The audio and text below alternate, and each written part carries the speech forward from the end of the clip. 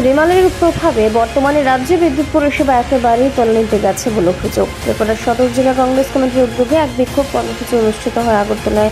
পাশাপাশি বিদ্যুৎ মন্ত্রী অতুললাল নাথের পদত্যাগের দাবি জানান ত্রিপুরা সদর জেলা কংগ্রেস কমিটি।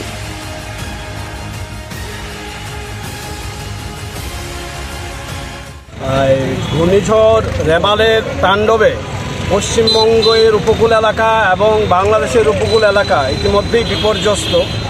কিন্তু আমাদের রাজ্যে রেমাল না হলেও আমাদের রাজ্য বিপর্যস্ত হয়ে পড়েছে একটা অপদার্থ সরকারের অপদার্থ কার্যকলাপের জন্য। আমাদের এখানে একটা রেমালের ঝাপটা এসেছে। সত্যিকারের রেমাল যদি আসতো তাহলে কি অবস্থা হতো আমরা জানি না। একটা অপদার্থ বিদ্যুৎ মন্ত্রী আমাদের আছেন, যে বিদ্যুৎ দপ্তর আগে থেকে কোনো ব্যবস্থাই নেয়নি। এখন বলছে, কালকে আমরা দেখলাম শীততাপ নিয়ন্ত্রিত কক্ষে বসে উনি সাংবাদিক সম্মেলন করেছেন, করে বলেছেন যে ঝড়ে গাছের ডাল পড়ে গেছে, তাই ইদানিং কিছুদিন এই কষ্ট করতে হবে।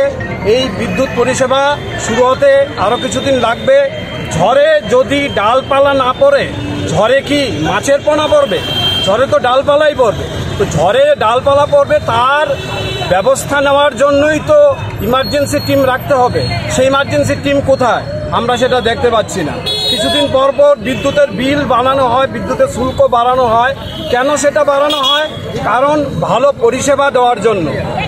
যে ইলেকট্রিসিটি রেগুলেটরি বিল আছে, যে রুলস আছে, সেটা অনুযায়ী বিদ্যুতের দাম 1 টাকাও আপনি বাড়াতে পারবেন না।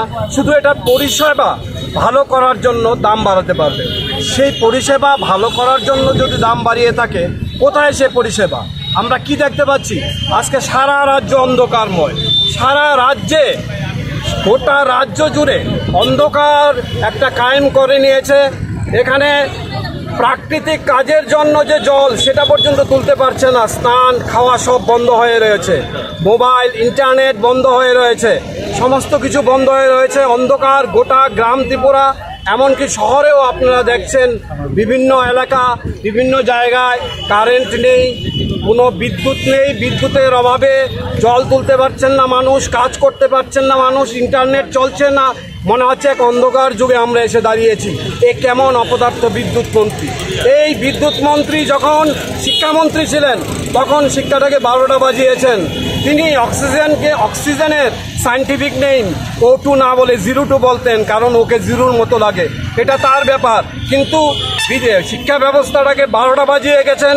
বিদ্যার জ্যোতি যে রেজাল্ট আমরা দেখেছি, তারই মস্তিষ্ক প্রসূত এবং তার সঙ্গে কিছু আমলা যোগ হয়ে তার বিরুদ্ধে অনেক করাপশানের অভিযোগ আছে।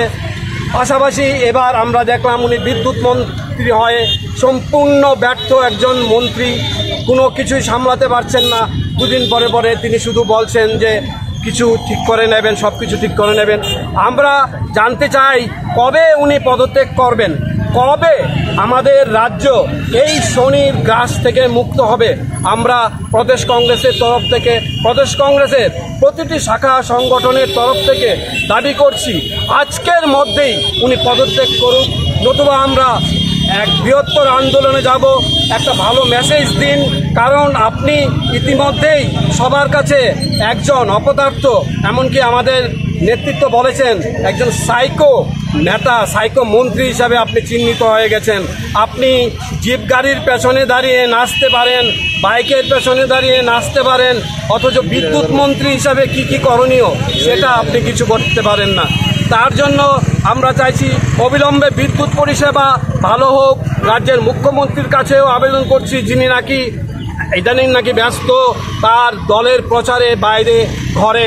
আমরা চাই আমাদের রাজ্যটা আবার সেই স্বর্ণময় রাজ্যে ফিরে আসুক, যেটা আমরা 4 তারিখের রেজাল্টেই আশা করি দেখতে পাবো। একটা সুদিন আসছে এবং সেই কথা বলে ওনার পদত্যাগ চেয়ে, অবিলম্বে পদত্যাগ চেয়ে আমরা এক বিক্ষোভ মিছিলে সামিল হয়েছি।